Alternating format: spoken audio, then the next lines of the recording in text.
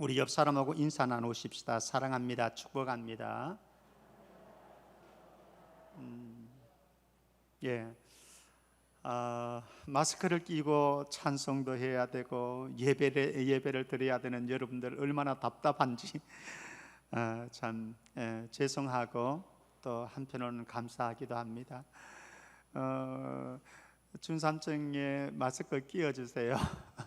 예, 죄송합니다. 예. 40대 어느 여집사님, 우리 교회 아닙니다. 어느 여집사님이 쓴 내용입니다.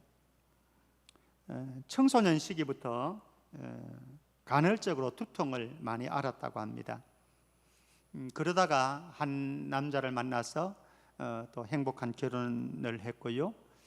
결혼하고 한 3년 동안 시부모님을 모시고 함께 살았습니다. 그런데 머리가 너무 아파왔습니다.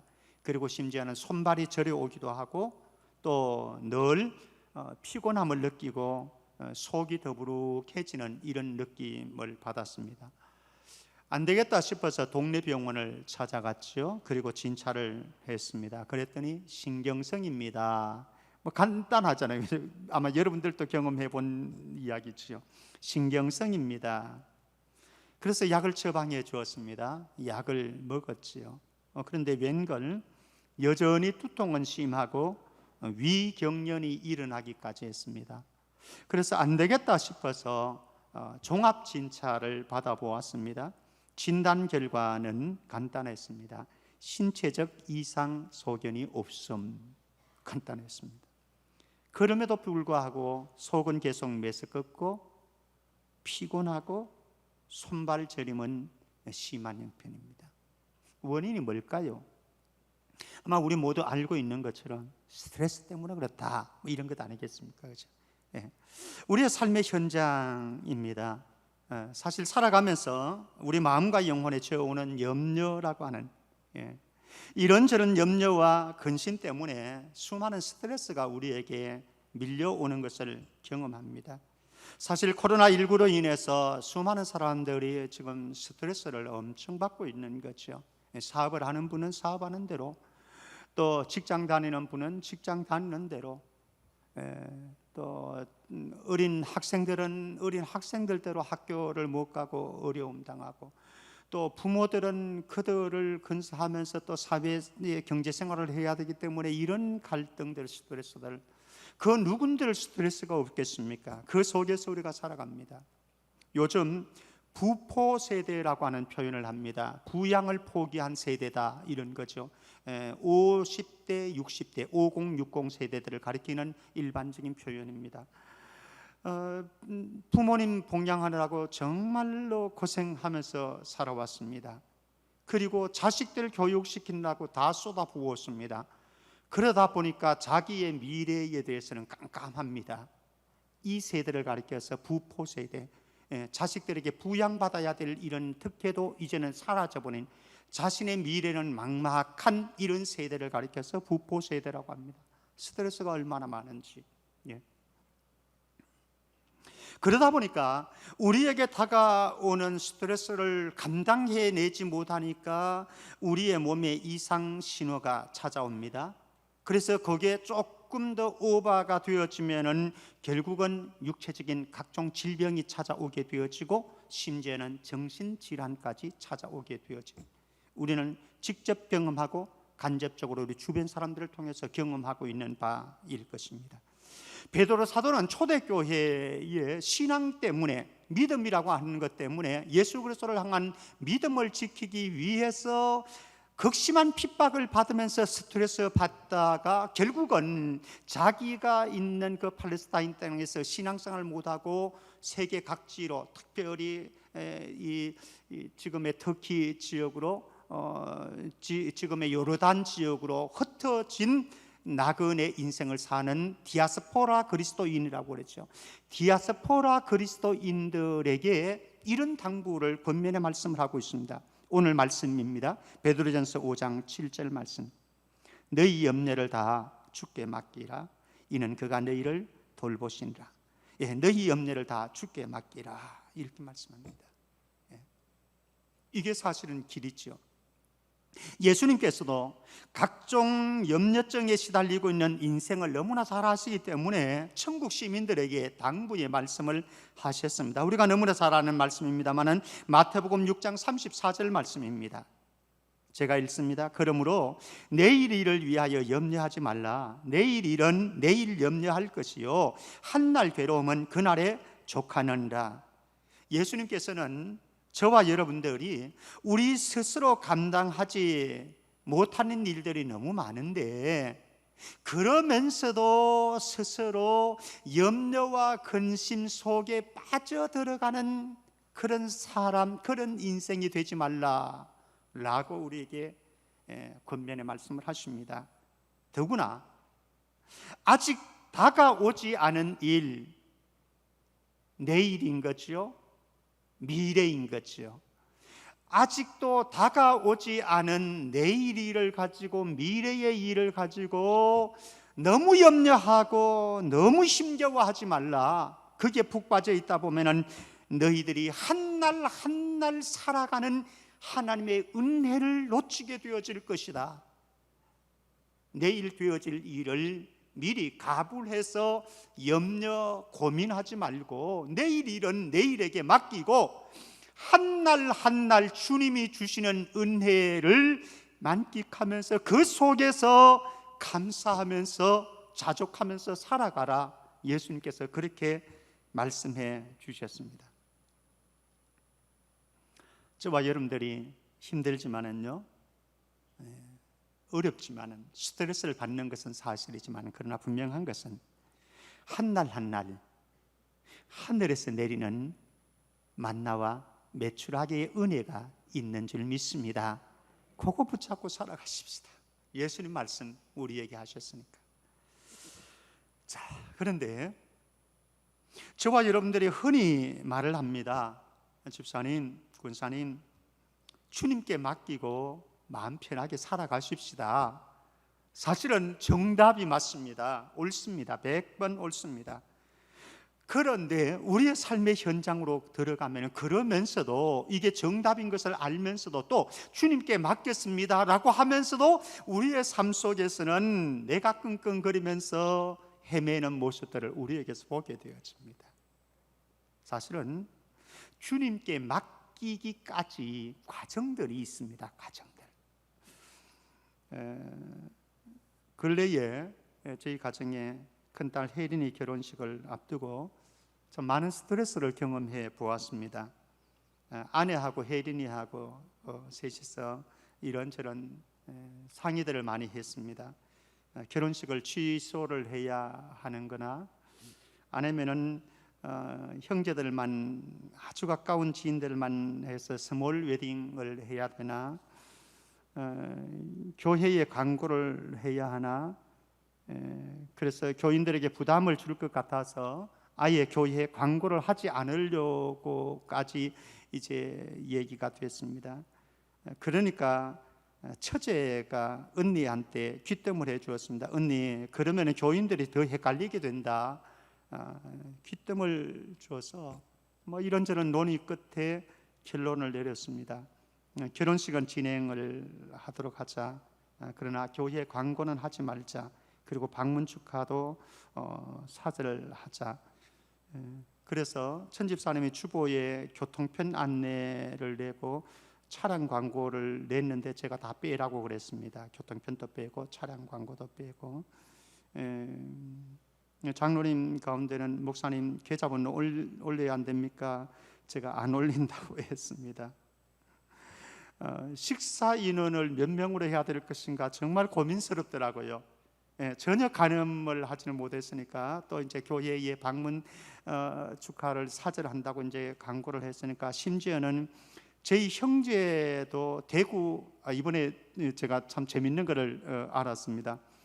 예전에 우리 대구 사람들 겁냈잖아요. 대구 내려가지 말라고 했잖아요. 그래서 사실 박흥로 장로님 장례식도 못 내려갔었잖아요.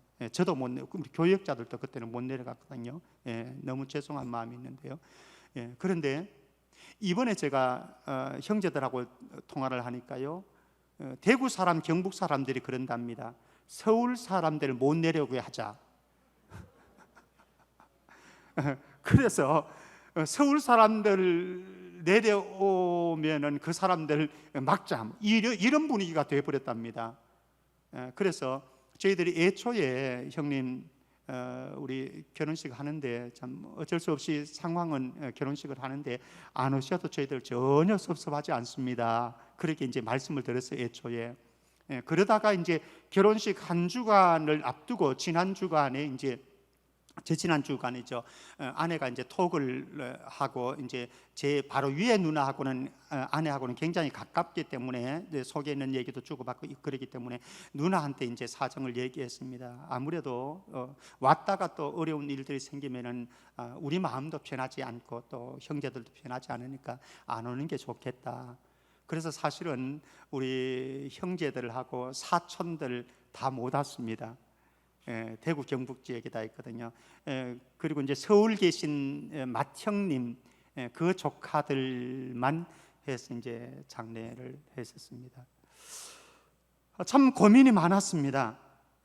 그러면서 사실 그렇게 고민하다 보니까 머리가 너무 지끈지끈 아프더라고요. 그리고 근래에는 어깨 결림을 몰랐는데 이번에 또 어깨 결림이 오더라고요. 그래서 제가 어느 날 아내한테 여보 이러다가 나 병 나겠다 그랬더니 아내가 저를 측은하다는 표정을 보면서 이렇게 이야기를 해요.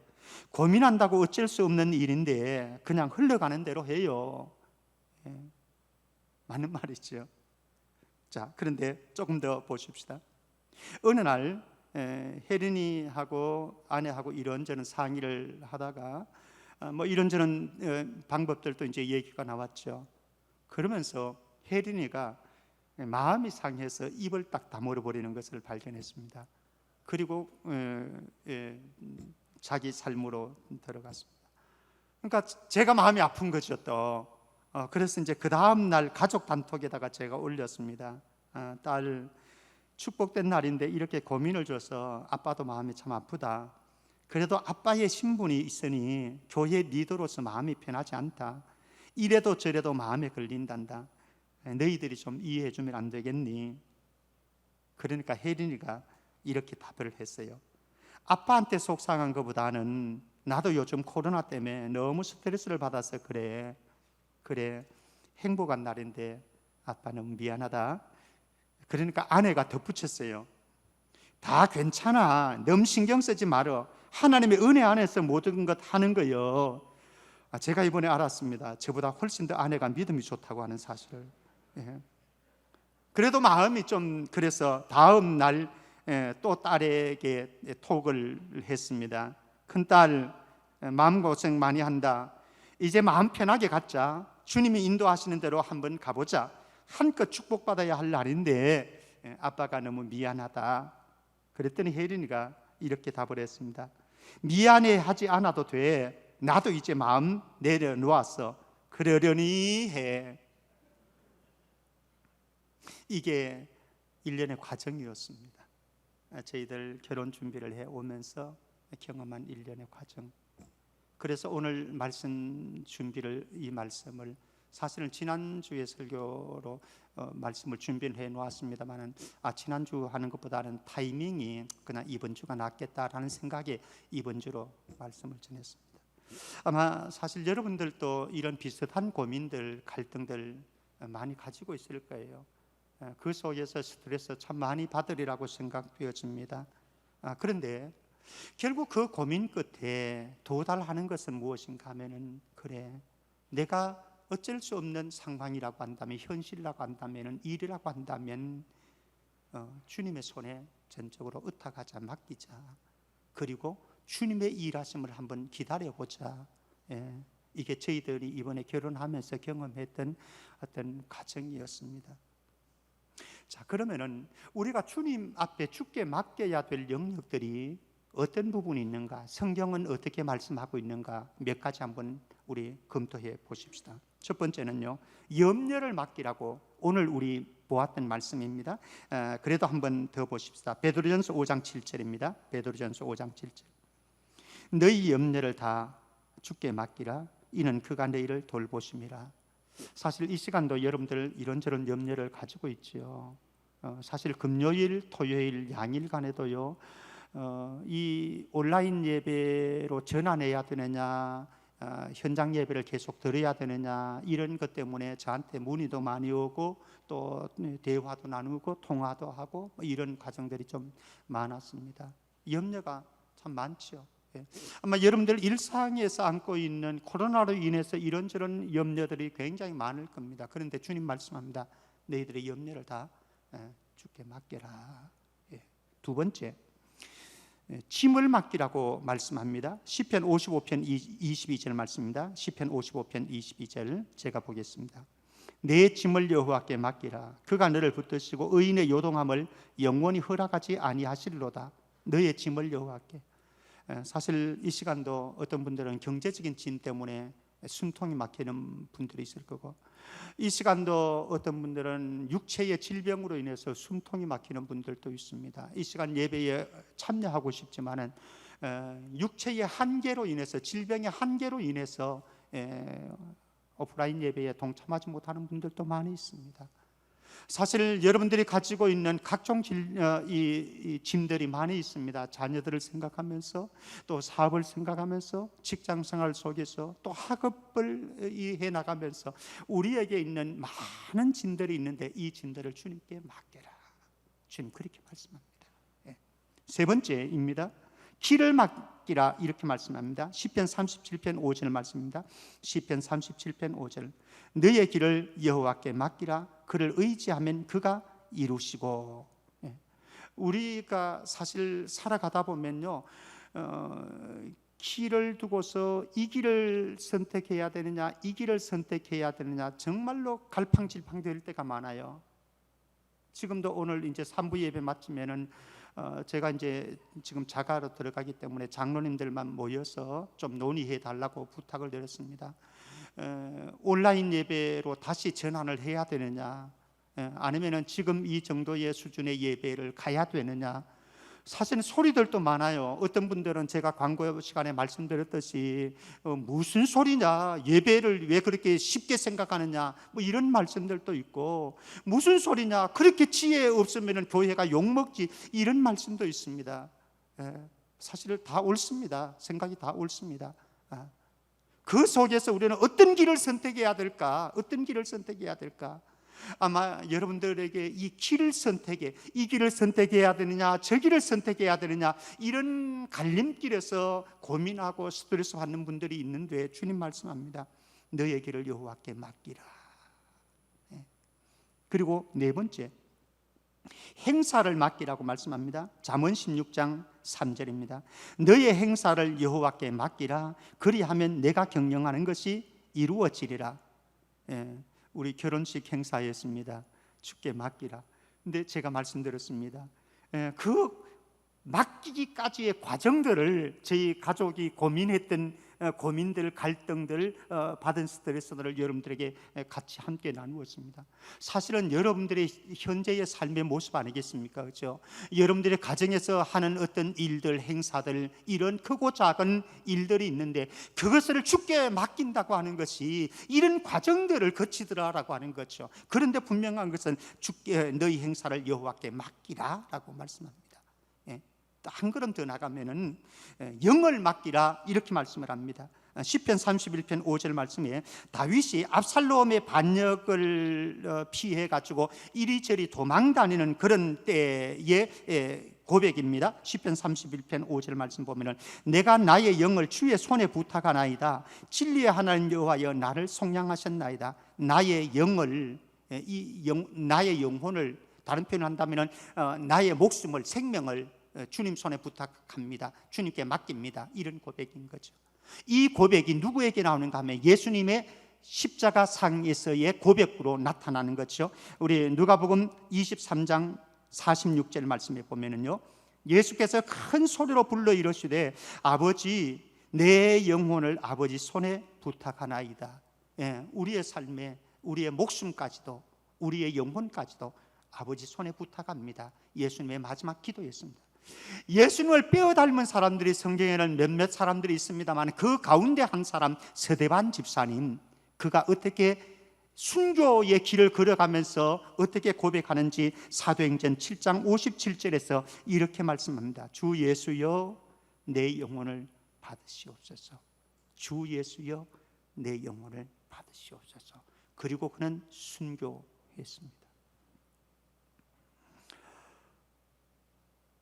저와 여러분들이 살아가면서 왜 염려가 없겠습니까? 왜 짐 때문에 끙끙거리지 않겠습니까? 길이 여러 갈래 길이 있는데 그것 때문에 우리는 갈팡질팡할 때도 있습니다.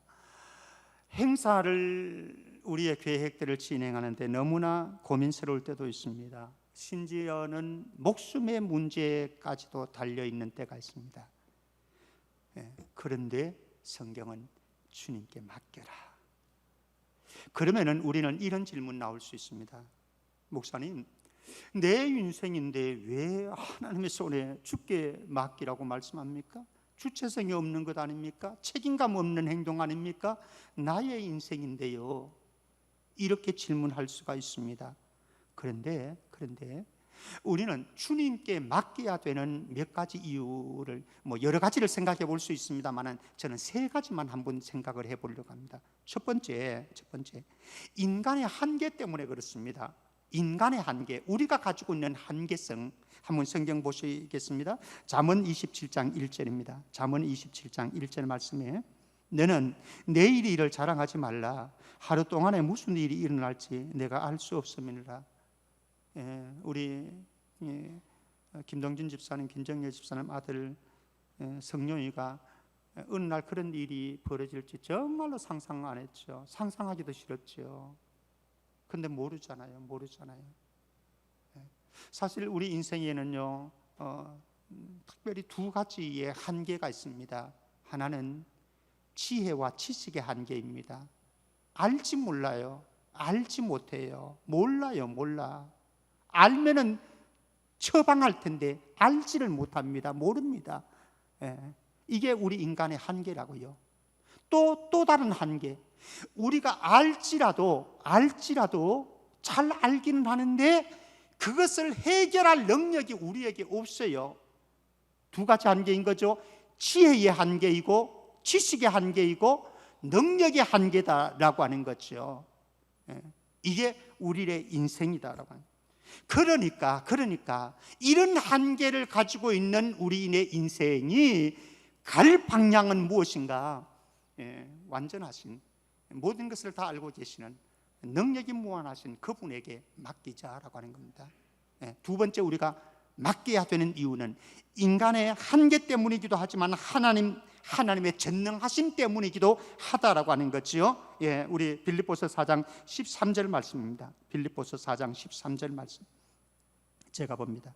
내게 능력 주시는 자 안에서 내가 모든 것을 할 수 있느니라.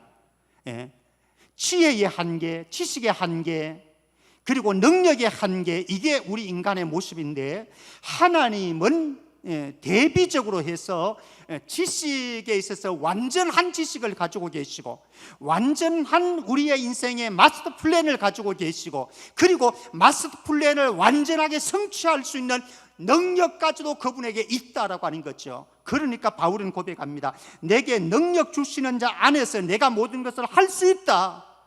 우리는 그렇게 찬송하기도 합니다. 할 수 있다 하시니는, 이런 찬송을 합니다. 얼마나 참 가슴 벅찬 찬양인지 모릅니다. 그런데 우리 주변의 사람들을 보면 어떤 사람들은 굉장히 네거티브, 부정적인 사람이 있지만 어떤 사람들은 굉장히 긍정적인 사람이 있습니다. 삶을 긍정적으로 살아가는 사람들이 있습니다. 굉장히 좋죠. 낙천적으로 삶을 살아가는 것, 네거티브, 부정적으로 살아가는 사람들보다는 포지티브, 긍정적으로 살아가는 사람들은 훨씬 더 나은 거지요. 그런데 우리가 삶을 살아갈 때에 우리는 근거 없는 낙천적인 인생, 긍정적인 사고에서 나오는 그런 삶을 사는 것은 아니다라고 하는 겁니다. 믿음의 삶이라고 하는 것은 무엇이냐? 그래, 잘 될 거야, 잘할 수 있을 거야, 그렇게 믿고 가자, 이런 게 아니에요. 이런 게 우리는 근거가 명확합니다. 어떤 근거냐? 나는 지식이 없고 나는 능력의 한계를 가지고 있지만 나는 할 수 없지만 내게 능력 주시는 자가 완전하고 모든 것을 다 하시고 전능하신 분이기 때문에 그분이 능력 주시면은 나는 뭐든 할 수 있어. 이게 우리의 믿음입니다. 이게 맡기는 믿음이죠. 왜 맡겨야 되느냐? 우리는 할 수 없는 존재인데, 알 수 없는 존재인데 그분은 다 알고 계시고 다 할 수 있는 분이기 때문에 그래서 맡기는 거예요. 근데 더 중요한 게 하나 더 있습니다. 무엇인가 하면 하늘 아버지에 대한 신뢰 때문입니다. 사실 우리가 아무리 지혜가 있고 능력이 많다고 할지라도요, 이분에 대한, 이 사람에 대한 신뢰가 없다고 한다면요, 우리는 맡길 수가 없습니다. 내가 맡겼다가는 오히려 내 인생 말아먹을 수도 있는데요, 저놈한테 뒤통수 맞아가지고. 그렇잖아요. 여러분들 그런 경우 많잖아요. 사업을 하시는 분들은 저 사람이 능력이 있습니다. 굉장히 저 사람 잘할 것 같습니다. 그래서 맡겼더니 뒤통수 쳐버리네. 한두 번이 아니잖아요. 우리는 인생이거든요. 그런데 우리가 맡기는 이분, 하늘 아버지는 다르더라라고 하는 거죠. 제가 이번에 결혼식 하면서 보니까요, 엄마 아빠가 없지만은 그래도 어떻게 해서라도 혜린이가 이것저것 해달라고 하지도 않는데 됐어 우리가 알아서 할 거야 이렇게 하는데도요, 우리가 괜스레 앞장서 가지고 혜린아 이거 해줄까 저거 해줄까 바보 같은 고민을 하고 있더라고요. 그래서 실제로 또 그렇게 했습니다. 이게 아버지거든요. 하늘 아버지하고 김병태 목사하고 김비연 사모하고 되겠습니까? 하늘 아버지를, 사랑하는 성도 여러분, 하늘 아버지를 신뢰하시기를 바랍니다. 말씀 맺어가겠습니다. 그러면은 지혜로운 맡김이라고 하는 것은 도대체 무엇일까? 여기에 우리 중요한 게 있습니다. 우리 길 바로 찾아야 됩니다. 자칫 잘못하면 좌표를 잃어버릴 수 있습니다. 사실 저와 여러분들이 살아가면서 이런저런 스트레스, 힘겨운 삶을 부딪힙니다. 염려도 있고 짐들도 짓누르림을 당하고 길들의 선택에 있어 갈등을 하기도 하고 행사가 너무 복잡해서 힘겹고 심지어는 우리의 목숨의 위협까지도 당하는 때가 있습니다. 그런데 성경은 짐들을 맡겨라, 염려를 맡겨라, 길들을 맡겨라, 너의 영혼조차도 맡겨라, 그러면은 내가 쉼을 줄 것이다, 주님 약속하셨습니다. 그러나 여기에 우리가 주님께 맡기고 산다는 것이 인간의 무책임을 뒷받침해 줄 수 있는 근거는 아니다라고 하는 사실입니다. 우리는 자칫 잘못하면요, 우리는 열중시었다 하고 주님께 맡겼으니까 열중시었다 하고 하나님만 분주하게 움직이도록 만들려고 하는 이런 믿음을 가지고 있는 사람들도 있을 수가 있습니다. 이거는 불신앙이고 무책임한 삶입니다. 노력도 준비도 하지 않는 것, 하나님께 주께 맡겼기 때문에 노력도 준비도 하지 않는 것은 이건 불신앙입니다. 이거는 무책임한 겁니다. 성경을 한번 볼까요? 잠언서 16장 1절입니다. 잠언서 16장 1절. 마음의 경영은 사람에게 있어도 말의 응답은 여호와께로부터 나오는다. 여기 중요한 것입니다. 사람의 책임과 하나님의 이끄심이라고 하는 이 두 가지를 잘 보셔야 됩니다. 다시 한번 보겠습니다. 마음의 경영은 사람에게 있어도 말의 응답은 여호와께로부터 나오는다. 또 한 구절 봅니다. 잠언서 19장 21절 말씀입니다. 사람의 마음에는 많은 계획이 있어도 오직 여호와의 뜻만이 완전히 서리라. 또 한 구절 봅니다. 잠언서 21장 31절입니다. 싸울 날을 위하여 마병을 예비하거니와 이김은 여호와께 있느니라. 어떤 사람은요, 계획도 하지 않습니다. 경영도 하지 않습니다.